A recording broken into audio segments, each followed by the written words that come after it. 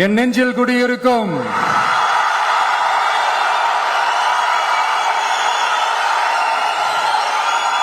என்னுடைய நண்பா நண்பிகள் தோழா தோழிகள்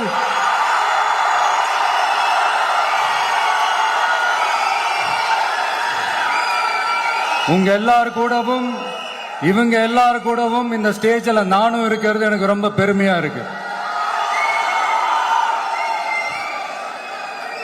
முக்கியமா இப்படி ஒரு ஃபங்க்ஷனை ஏற்பாடு பண்ணி எனக்கு அந்த வாய்ப்பை கொடுத்த விகடன் குழுமத்திற்கு என்னுடைய மனமார்ந்த நன்றிகளை தெரிவிச்சுக்கிறேன்.